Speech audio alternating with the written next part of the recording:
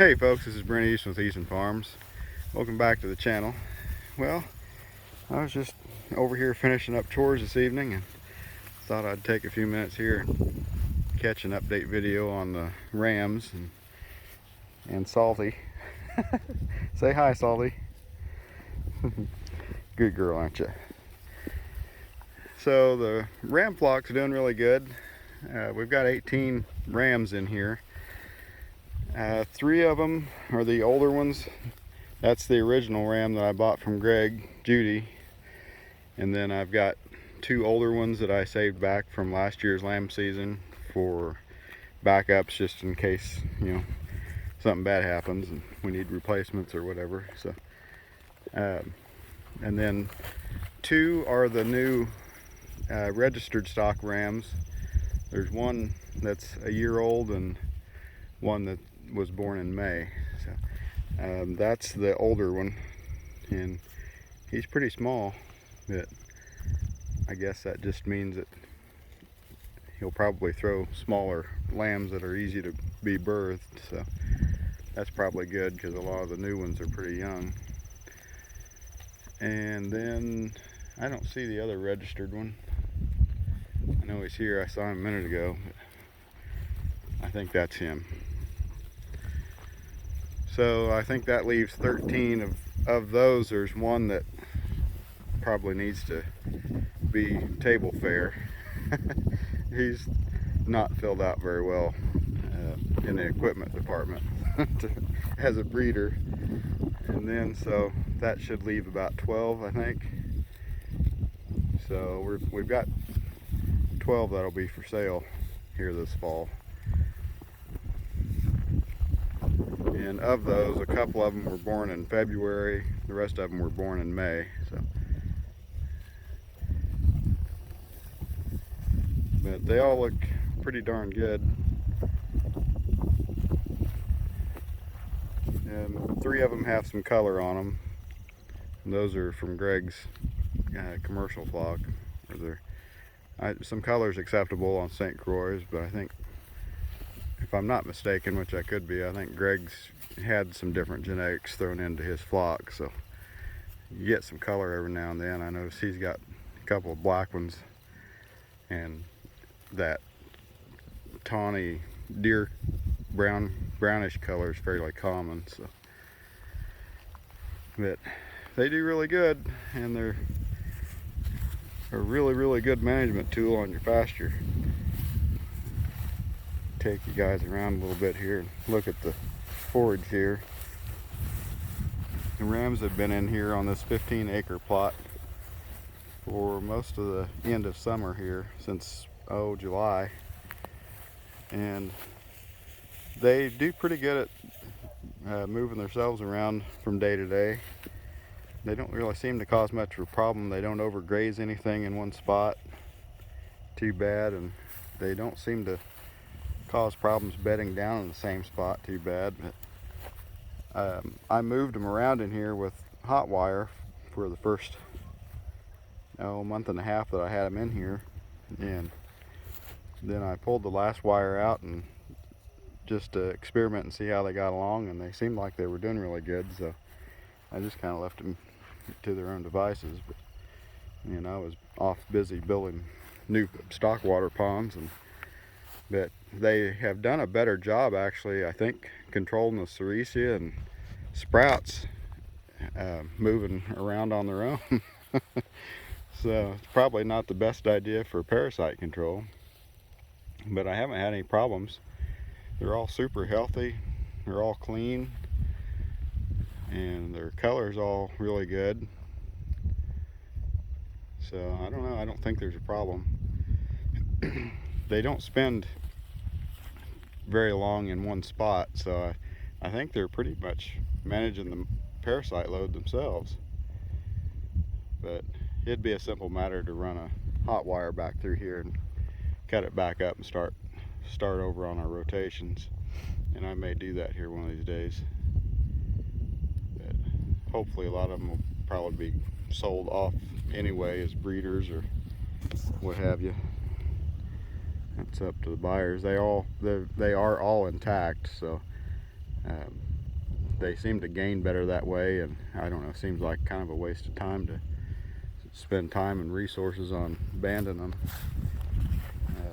Most of the, like 99% of the producers that I've talked to, claiming that doesn't seem to make much difference on the, or any difference on the flavor of the meat, as long as they're under a year and a half old. And most of them said that that's really not even the case either, as far as being older than that, influencing the flavor of the meat. That I don't know. If a person is going to use them for table fare, they might stay more tender being younger. So this pasture is looking really good. I don't know if you can go back and look at previous videos from this hardwired paddock. In years past, this thing has been solid Sericea lespedeza, blackberry briars, multiflora rose, and a lot of pretty obnoxious broadleaf weeds. The sheep do a really good job of taking that stuff down, and I did clip this pasture back in July, but otherwise I've not really touched it. And I came in pretty early spring and overseeded some clover in here, and it has taken off and done really good. There's a few spots that I didn't, probably just missed or whatever. I was just broadcasting it with an ATV, but there's still some thin spots in grass. Most of it's really, really good. This was always super thin in grass up here, and you can see it's filling in. The dogs dug there. But I'm really, really happy with the increase in grass population density this year. Seeing a huge difference. I mean, you have to keep in mind that this place really started from a pretty deficient state. There was a lot of forage and plant matter here, but most of it was undesirable. You see some of the clovers in here. Fescue's doing really good. It's got a beautiful color set. Really pretty green. And this is what the sheep do to the locust sprouts. As you can see where I cut those off with a brush hog, but they've just kept them completely defoliated the whole summer. So that's what you want. If you don't want to have to use any harsh chemicals, you want to keep a constant and steady browse pressure on that stuff and just wear it out. Those plants, like any other, they have to gain sunlight and store that energy in the root mass to be persistent. And if you can deprive them of that and keep a good stand of other forages in there, pretty soon those things are just gonna quit. They won't have any choice. They just don't have enough energy, opportunity to keep going. So that's the goal. I've used enough chemicals over the years that I would like to get away from that as much as possible, completely if possible. So they're a heck of a land management tool. I can't imagine how many times I would have had to have mowed this to come even close to that level of control of the Sericea and blackberries and thorny sprouts in here. And you can see we've got some broom sedge. I'll feed some hay down here, unroll it, feed it out on these patches of broom sedge. They're gradually decreasing as time goes by, year after year. We often fall back to chemical use or rely on chemical use to fight stuff like that. You can succeed and overcome that stuff without those cheap and easy and expensive inputs. Plus the chemicals just pretty obnoxious to use, and getting ever increasingly expensive by the day. But Sally's already had her supper, so I better pick up her pan, I guess. But anyway, so there's an update on the ram flock. I hadn't given an update on those in quite a while, and I kind of wanted to show everybody what the forage is doing in here where I've kept sheep persistent for the end of summer here, and I'm super happy with it. So if you got a place that needs managed because it's pretty rough,